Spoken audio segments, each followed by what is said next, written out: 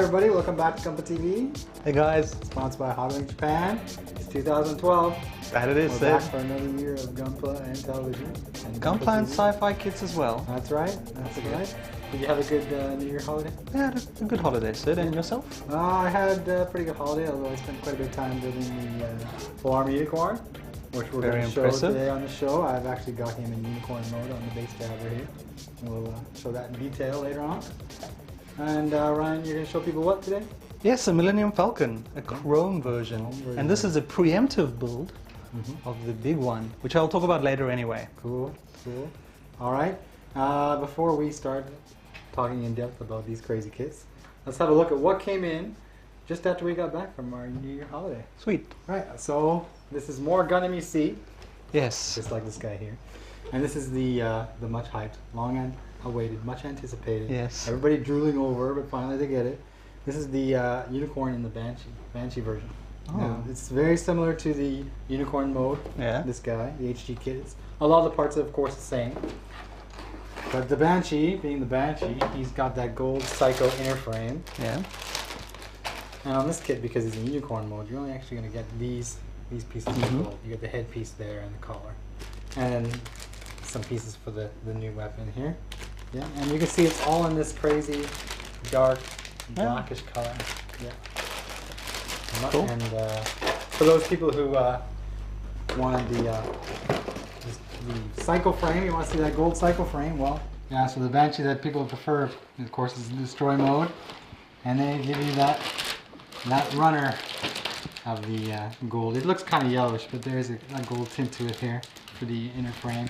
This is much like the destroy mode of the unicorn HG kit, except that now this extra runner, just like the other kit, contains the weapons, but this form they're open instead of closed. So more gold parts, and of course stickers and gold polycaps. Blinging it up this episode. That's right. It's all bling in 2012 from Bondi. So this should tide the Banshee fans over until a master grade hits the shelves, and I don't know when that is. All right, speaking of bling, Ryan. Good crossover. Yeah, you like that, eh? Yes. That segue. You made something very shiny over there. You want to talk about it? I do, Sid. All right. It's well, as I said, I'm going to do the big Falcon, and this I thought would be a good place to start. Yeah. This was kind of a mistake. I went into the warehouse to grab the regular Falcon, and I saw this box, and I was like, whoa, this is a limited edition version. So I grabbed it. So are you saying that you grabbed this box by mistake when you wanted that big box? No. There's the 1/44th scale of this, but the regular one. Oh, okay. And I wanted to grab that. Okay. But I went in there, I saw the shiny sticker, and I was just mesmerized. So I said, I have to take this one. You're like a crow. Yes, well, I'm like a magpie. A rat? Magpie. All right. Magpie. So yeah, and I opened the box, and this is what I saw, and I was like, whoa. Yeah. But then I realized, well, I don't have to paint this. Yeah. Because the other one you have to paint, like you have to do everything. Yeah. So I thought, well, this is going to be pretty straightforward. Yeah. So I thought, I'll give it a go. It's pretty cool. I mean, it has decals and clear parts, and it actually took me 2 to 3 hours to do. And you know what? I really like it. Yeah, it looks not bad. I'll have to say. I don't know how to describe it. It's so different in some respects. And the purist in me doesn't like it, but it's kind of cool, I gotta admit. Well, I've been playing that Star Wars MMO, and I thought, oh, this should sit next to my desk, you know. Okay. But it's really cool. There is one tip I can actually give fellow modelers out there about working with chrome. Okay. You have to use glue for this kit. And to make it stick, you actually need to sand off the chrome. Yes. It's really important, or else it just doesn't want to work. Yeah. So yeah, Ryan's tip for the day. Okay. Sand the chrome. Sounds good. Yeah. Sounds good. But yeah, I'm very happy, and if you're into Star Wars, please buy one. If you're into shiny Star Wars. If you like bling. How can you resist? If you like bling, if you're like Ryan, like a woman, you're gonna buy shiny stuff. That's what she said. She said that. All right, are you finished? I'm done, Sid. What have you got for us? Well, of course, I have the mighty full armor unicorn, and I'm going to show it in all its glory. So that's going to require me some moments to set up.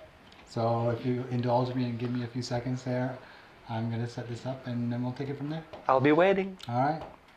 Okay, Ryan, so I converted him into the destroy mode.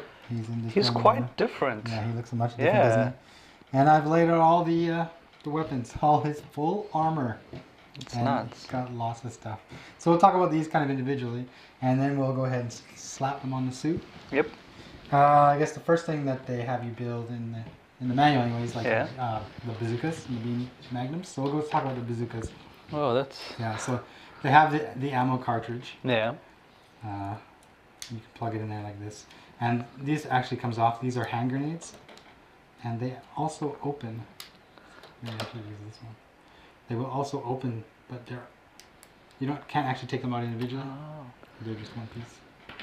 And they will go on this extra piece and actually attach to the leg.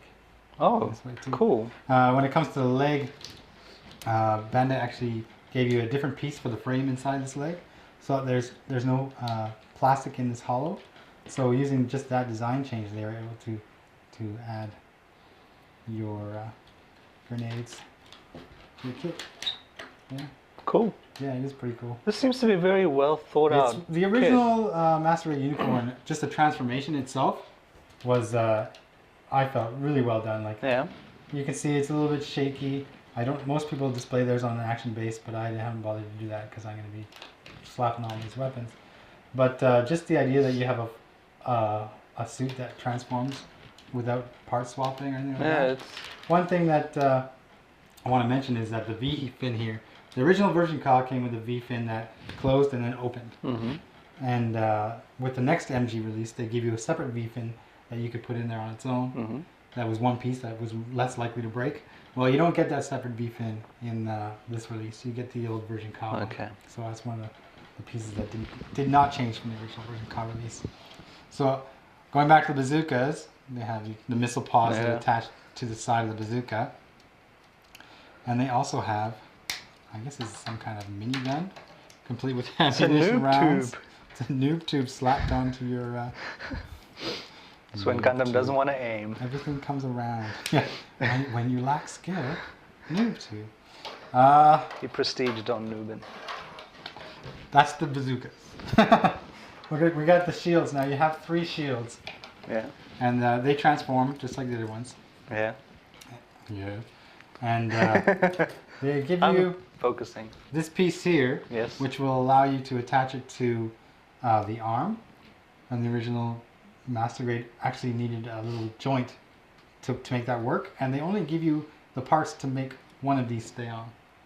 So you can't have it on both sides? So you can't, well, that's the thing. You can have your shields on both sides, but they actually connect to the Gatling. Okay. And we'll talk about that when it comes time to assemble it. And then you end up with one of these on the back. Okay. Yeah. Okay, next up here. You have the same big magnets. Now these are exactly the same as the original release. You can pull out the ammunition, put it back in there, and there's enough spare parts you can actually make an extra ammunition clip.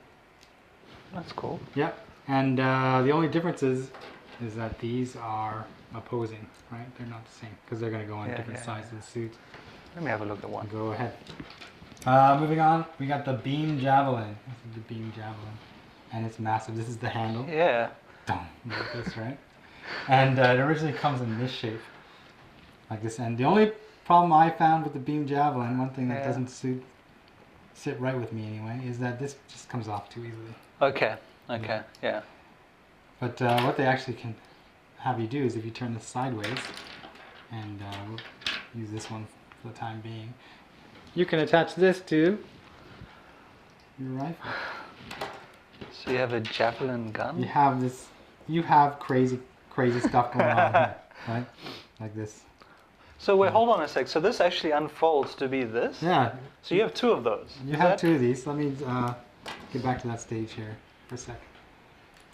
I'll put it back like it originally was, and then we'll do the transformation here. Missing a piece.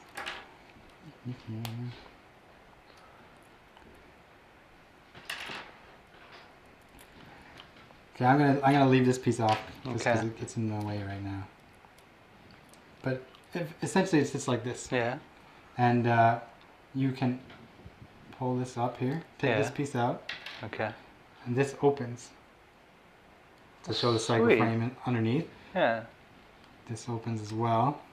You can turn this around like this. And you pop this assembly off. And now this little axe looking thing actually sits, where am I here? Sits in here, plugs into the back here like this, and then you can plug this piece on the back. Huh. So when you do put your beam effect parts on here and here, yeah, you have the Javelin. Oh, so you could be like holding both. Cool. Oh yeah, he's loaded. Like we said, full armor. And then of course the Gatlings. Now you basically make, there's 6, but you make 3 and 3. There's one left side, right side. And Bandai's all released these a couple years ago as a limited edition you could get with a book. Yeah. And they're meant to mount on with these 2 little things sticking out there. They actually go in the hollow, much like the shield. Like this. They just connect together like this. So what they did is they gave you 6 because there's 2 on the backpack. And the thing that makes it fit on the backpack is this assembly. And this actually this is actually key to the whole thing. Because your bazooka is going to fit in here. Okay. Your boosters are going to fit in here. And to get it on the backpack, you actually have to take the backpack off first. Come on, buddy. And you can see there's these grooves here. Yeah. You're going to slide this in to the groove there. And then this will swing up and go into this hollow here. Just a minute, please. Making sure I got my angle right. Takes a little bit of work to get it lined up properly, but once you do, it doesn't go anywhere. It's right there. There they are. We'll stick them on here for now. Okay, so let's say we start slapping these weapons onto Mr. Unicorn. For this, actually, they give you extra pieces. And I actually have all the extra pieces I need right here. Right? So we will put these on here.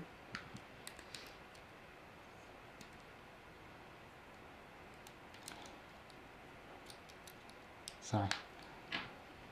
I had this thing built over the year in holiday, and then I actually took a break afterwards because I was pretty exhausted after building the entire thing. So I have to remind myself, how does this work again? It's full on. It is full on, full armor. And actually, I'm going to refer. How does this guy reload? When you have this many weapons, you don't need to reload. Yeah, everyone's dead. He you just fire fires them all, and then everyone's you win. One thing that we need to mention is that you get these. These are supposed to hold the boosters. Yeah. But you can actually take them apart and use them as a stand for your base job. Oh, cool. Yeah, it's pretty cool. It is cool. We'll get to this part in a little bit. Alright, we're back. We took a little cut there because, you know, there's so much stuff and there's basically 2 of everything that rather than show the whole thing, we can put half on here and then show the other half and how it's done. You have the idea. So you can see I've got the bazookas on, or the bazooka on and the Gatlings on here. I've also prepped this shield and it actually has the Javelin on the back. That is cool. And this little adapter here, it actually fits onto the Gatlings. And hopefully it will stand up while I click it into place, because nothing's worse than it falling off. Right? Voila. Voila. Shazam! So the Gatlings do go on like the previous ones did. I gotta make sure I'm loading this up properly. Do you need the manual? Manuals are for chumps. Isn't that what I knew that, yeah, somebody absolutely. near me said once. Just, you know, they flop on there like this. Only nerds use. Nerds use. Uh-huh. Okay. So now this has these grooves here. Yeah. And it will fit in like this. And you close them up. And then this side here actually slides onto this. I might have done the wrong side actually. And now click it on like I did the previous one. There's so much stuff. Click. That's and the bazooka, this is it, eh? This little thing here. Gotta be careful, this guy's not very sturdy in destroy mode. I take it this guy doesn't work well in gravity, There's only this tiny little opening right in here, you can hardly see it, and that's for this. And if you line it up properly, it's gonna slide in there. Gotta get the right angle. Yep. You always gotta get the right angle, Sid. You're right. She said that? What? I was waiting for you to say that. I even gave it to you. Alright, and the last shield with this little opening here actually goes upside down on the back. Wow. That is... It's fairly monstrous. And I'm actually worried about how it's going to stand up. But for everybody out there, Bandai actually included a special adapter for the action base. And you actually slide it under the backpack before you put it onto the kit. And then it's on there. It's locked in. But of course, you have to take it apart to get it back off again. So I'm going to put this here. Ryan's going to help me out here. He's going to hold this baby. Just make sure he doesn't topple because he's very heavy. He's top heavy. We're going to talk about the core booster. Or the base jabber, and what we need to do to get it into those. So, first part is, if I can go in from memory here, you just got to pull off these ends. Like this, and this way it can separate from the base jabber itself.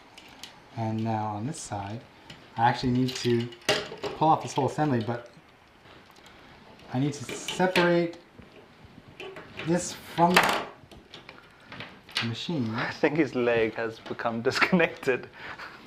Don't break my unicorn. I didn't do anything. I was just holding him gently and I could feel something give.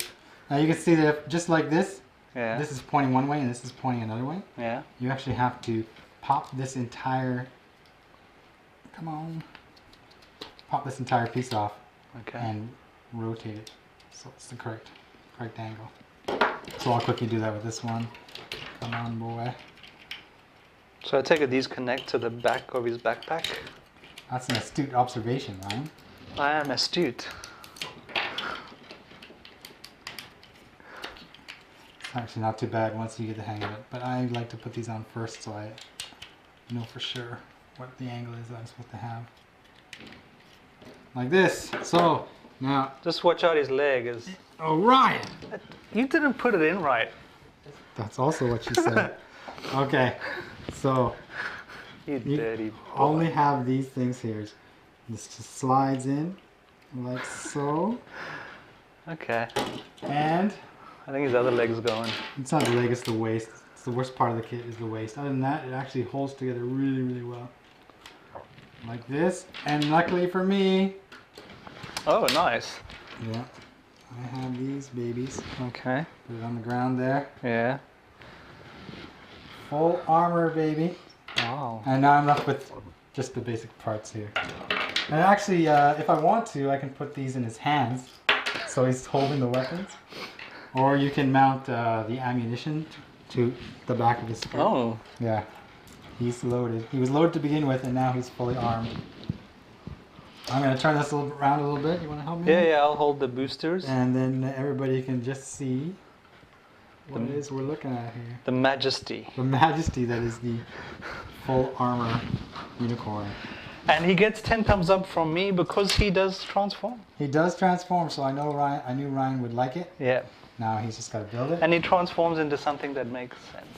Yeah, it's good. Yeah. I mean, fortunately, Bandai included these little stands for the boosters, and it actually holds the entirety of it up pretty well. Yeah. Because it's really heavy. It stabilizes the kit, basically. Yeah. But with the addition of the stand, you can have this whole thing as if it's in motion flying, and you don't actually need these. So these boosters basically won't fall off? They won't fall off if you have it on the stand. They'll be solid, and you don't need the back. So, cool. Yeah, it is pretty awesome. There's so much stuff involved in the unicorn that you don't actually know where to start. It's like, what do I play with first? Yeah, and actually, like thinking about it, like that was a huge box. Yeah. With so many pieces, and wow. You basically get a whole extra kit on top of already one of the more complex master grades, the unicorn. I want to reminisce for a moment. Okay. I saw this kit with you at that show. Yes, we did. And now it's done. And now it's done. I promised I'd do it, and I did not. And you did not, and you got a Chrome Falcon instead. Now everybody knows what kind of person you are, Ryan. I like Chrome Falcons. That's the kind of person I am. Actually, I have not tested it yet, but at the show, they had the cycle frame was lighting up due to black light. Yes. There was black light on. I don't have a black light with me, of course. I haven't tried to make this guy light up, but I'm gonna give it a shot when I get a chance. See what the effect is. Well, well done, Sid. Okay, let's let this guy wiggle a little bit while we move on to the next stage of the show. Yeah, it's pretty stable. Yeah, it's good. You can take a few good quakes. Are you? Okay. Hey, we're in Japan, dude. It's, I know we had. they design kits for that stuff. I had a big one just the other day. Okay, Ryan. Question time. That's right. Oh, also I gotta put on all these markings, but I'm not gonna do that yet because I'm trying to think of the English term. I'm very reluctant to do it. Mendokusai? Mendokusai is more like it's a pain in the ass. The actual old usage of Japanese would be habakaru. Well, you never hear that anyway. Let's go to questions. Sid knows other words. Okay. Okay, let's start reading. The first one is going to take a little while. This is from Twisted Karma. Hey Sid and Ryan, thank you so much for making such a great show. Thank you. I started watching Sid around episode 4 and haven't missed an episode since. Sid has taught me around 80% of the skills I know now. Sweet. Is that good? Well, when you start with 0... What have you learned from Ryan? You take what you can 0. get, right? I was wondering about the official Bondi Waterslide Decals. A few episodes back, you mentioned you weren't sure if they were still being produced. And right now, you only have 3 available on your website, and all the rest are back-ordered or discontinued. You mentioned aftermarket places they can be picked up, but if possible, I'd prefer to support Bondi. Do you know if they will be releasing water slides for the Epion? And if not, does Sid have any suggestions for how to put dry transfers on curved surfaces without rubbing them off as you try place them? A kit like the Unicorn is fine for dry transfers because it's mostly flat and squarish, but I couldn't imagine trying to do a extra curvy Shinanju and accurately put all the dry transfers on straight. Yes, first of all, when it comes to the Gundam Decals, I still haven't heard anything, and we haven't seen any news of whether there's a new wave coming, so that kind of is indicating that we're probably not going to see them. And we've had a number of kits released recently, you know, the Epion, the Shenlong, we're going to have the Heavy Arms soon, and all those kits kind of beg for, as well as the Flower Unicorn, they beg for Waterslide Decals, and there's been no announcement. So maybe Bandai is, you know... That's surprising though, because they can make quite a bit of money. Well, they gotta trim costs like every other company in Japan right now, right? Things are scaling back. I know the Bandai anime division is defunct now. I think they stopped that. Really? Yeah. Doesn't Bandai sponsor like every anime here though? No, but they actually have their own division. Oh. That makes, or produces and distributes anime. And it was probably the weakest part of their company, and I think that they shut that off. That's surprising. To try and change things around. When it comes to putting dry transfer on a curved surface, what I tend to do is, first of all, cut the plastic around the transfer as close as I can to the transfer so there's no extra plastic. Because if there's extra plastic, it's going to interfere with how it bends around the piece. And then I will start on one end of the piece, and I will use my Scotch tape, which is also, it's adhesive but it's easy to take off, and I will slowly push it around the curved surface. If it looks like it's not going to go because there's a change in the direction of the piece, then I'll rub on what I have stuck, and then I will go ahead and push the rest of it on, and if the previous plastic pops up, it's okay because the transfer is already on. Okay. And then I can finish from there. So people have built the Shinanju, and you know, there's lots of curves on the shoulders and stuff like that. That's probably the way to go. That's a good tip. All right. Next is TT, and I think he might be a regular contributor. So. It's not you, Sid, is it? No. I'd come up with a better name. Dear Sid and Ryan. Dear Ryan and Sid. Sorry for posting the question again. I think it was... Okay. Overlooked. Okay. Thanks for spending the... Thanks for spending the time to put such a great show together. Most wonderful. Here's my question. There are several pieces for my Gunpla that I'd like to spray them all in light blue. Yet some of these pieces come in black and others in red. I was wondering whether spraying them with a grey primer before applying the light blue will allow me to achieve the same shade of light blue. Light blue? Light blue. I'm losing my R's and my L's. For all them afterwards. If so, how many layers of grey prime would you recommend? First of all, if you're using grey primer, you usually only need one. Yeah. One coat of grey primer over everything will be enough. But if you're worried about the grey primer altering the shade of your blue, and it might, depending how light it is, it does with, you know, whites for sure, any light color like that. you're going to need multiple coats of the paint. Yeah. So you're going to or you're going to need white primer. If you use white primer, it doesn't affect really the shade of the paint. If you have gray primer, you're going to spray your paint down, wait for it to dry, and then spray another coat. And then if you think that it's still a little bit too dark, spray a third coat and go from there. Yep.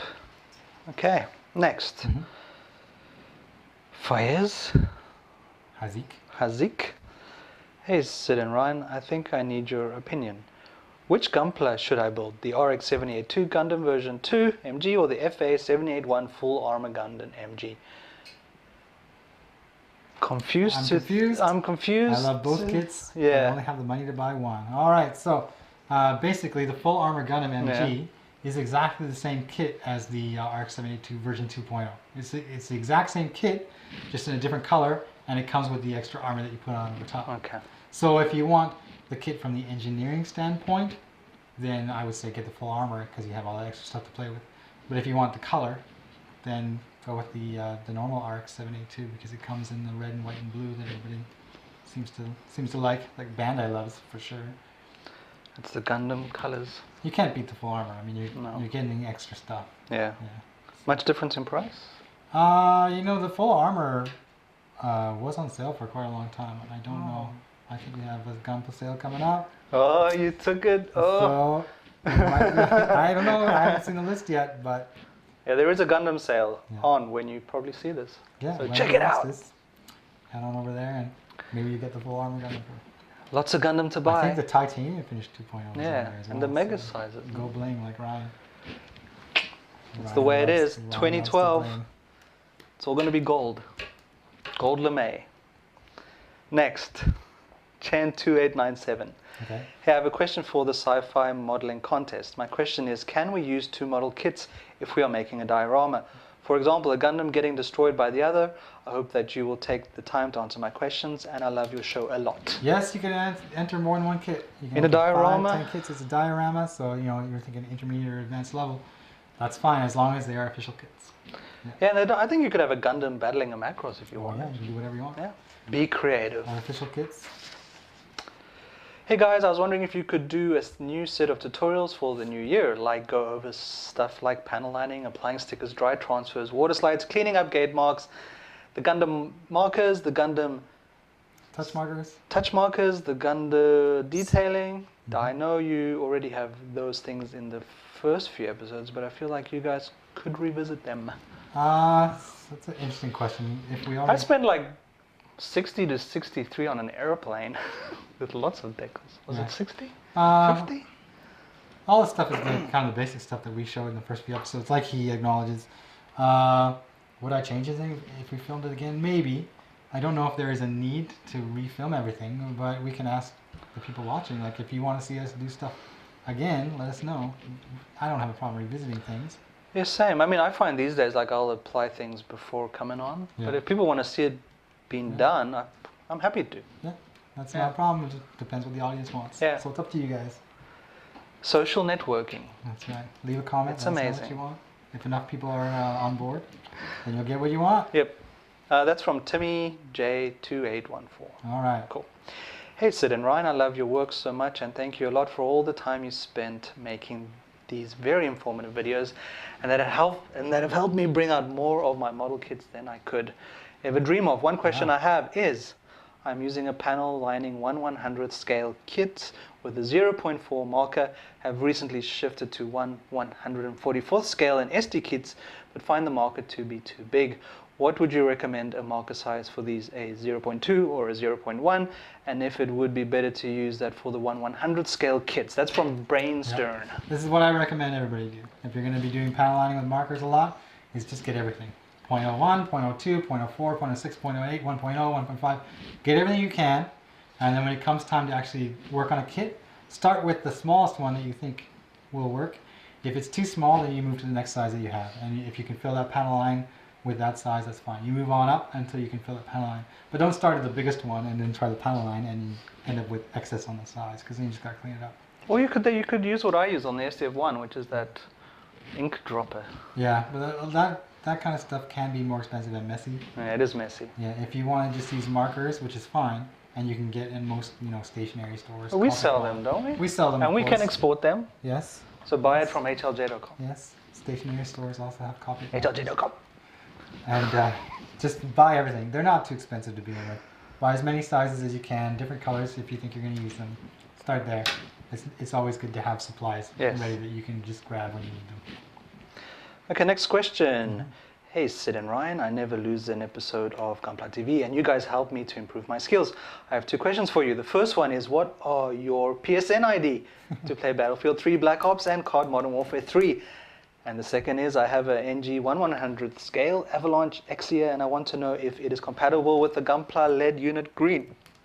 Thanks for all, and you are great. And that's from the Specula 99. The Gunpla LED unit was basic. It's now the standard unit that Bandai will use for master grade kits. Most of the 00 kits are using those. The Exia and the 00 Riser had a few of those in them.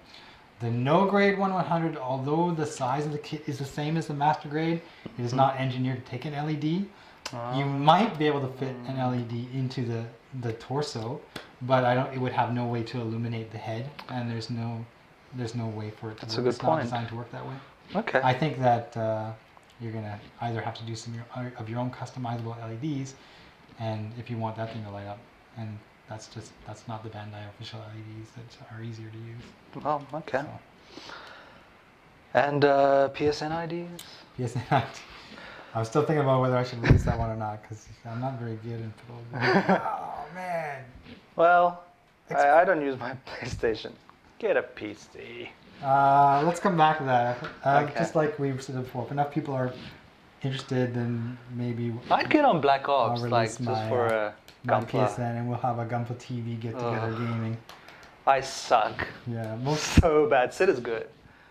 Come on, you told me he's like 13,000 out of 2 million. I am in the top 2% of Sabotage in Modern Warfare 3, but that's because nobody plays Sabotage. That's out of 2 million people. Yeah, there's a fair amount of people on there. That's good, mate. Top 2%. Okay, next question. Do you guys know if the master grade heavy arms Kai can hold 2 Gatling guns by switching the handle from one gun on the other side so that the right hand can hold it? That's from ADZ. I don't know. Yeah, I looked actually. The only thing we have right now about the heavy arms is the released images from Bandai, and there's nothing that indicates it will. So I had a look at the Gatling gun in the pictures that we had and in the hobby magazines, and it seems to be asymmetrical, which means that I don't think that you can reverse it and just flip it onto the other arm. I think it's only going to be mountable from the left side. However, we have no way to confirm that until the kit comes in, and that's going to be one of the things I'm going to look at as soon as we get that kit in our little pause here in the warehouse. I'm going to look in the manual and see if there's anything to indicate that. And as soon as we find out, yay or nay, we can throw something up on Facebook. Yes. We can film it and let everybody know. Take photos. Yeah.